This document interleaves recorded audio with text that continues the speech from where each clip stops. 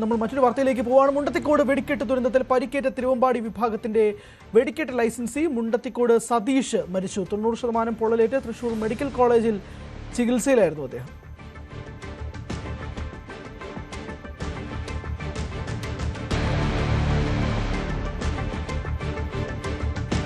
എന്തായാലും വളരെ ഞെട്ടലുണ്ടാക്കിയ ഒരു വാർത്ത തന്നെയായിരുന്നു. കുറച്ച് ദിവസങ്ങൾക്ക് മുമ്പ് ഉണ്ടായിരുന്ന ആ വെടിക്കെട്ട് ദുരന്തം, അതിൽ DNA പരിശോധന ഉൾപ്പെടെ നടക്കുന്ന ഒരു സാധ്യതയും കൂടി ഉണ്ടായിരുന്നു. 4 പേരുടെയോളം ഉണ്ടായിരുന്നു. അതിനിടയിലാണ് ഇപ്പോൾ ഈ ഒരു വാർത്തയും കൂടി വരുന്നത്. മുണ്ടത്തിക്കോട് സതീഷ് മരണപ്പെടുന്ന വാർത്ത. തിരുവമ്പാടി വിഭാഗത്തിൻ്റെ വെടിക്കെട്ട് ലൈസൻസി ആയിരുന്നു അദ്ദേഹം. എന്തായാലും 90% അദ്ദേഹത്തിന് പൊള്ളലേറ്റിരുന്നു. തിരുവമ്പാടിയുടെ വെടിക്കെട്ട് കരാറുകാരൻ കൂടിയാണ് അദ്ദേഹം. മാധ്യമങ്ങൾക്ക് മുന്നിൽ വന്നിട്ട് അദ്ദേഹം സംസാരിക്കുകയും ചെയ്തിരുന്നു. മുൻപ് ഇതുമായി ബന്ധപ്പെട്ട്, വെടിക്കെട്ടുമായി ബന്ധപ്പെട്ടുള്ള കാര്യങ്ങളൊക്കെ തന്നെ മുന്നേ സംസാരിച്ചിട്ടുണ്ട്. അതുകൊണ്ട് തന്നെ ആളുകൾക്കും അദ്ദേഹത്തിന് സുപരിചിതം തന്നെയാണ്. അദ്ദേഹമാണ് മരണപ്പെട്ടിരിക്കുന്നത് എന്നുള്ളതും കൂടി പുറത്തു വരുന്നൊരു വാർത്ത. ഏകദേശം അദ്ദേഹം തൃശ്ശൂർ മെഡിക്കൽ കോളേജിൽ ചികിത്സയിലായിരുന്നു. ആ സമയം മുതൽ തന്നെ അദ്ദേഹം മരണത്തോട് മല്ലിട്ട് കിടക്കുകയായിരുന്നു എന്ന് പറയേണ്ടി വരും. കാരണം അദ്ദേഹത്തിൻ്റെ ശരീരത്തിൽ ഏകദേശം 90% പൊള്ളലേറ്റിരുന്ന ഒരു സാഹചര്യമായിരുന്നു ഉണ്ടായിരുന്നത്. പക്ഷേ ഒരു സമയത്തും അദ്ദേഹത്തിൻ്റെ ആരോഗ്യനില കൂടുതൽ വഷളാവുന്ന രീതിയിലേക്കാണ് കാര്യങ്ങൾ മാറിയത്.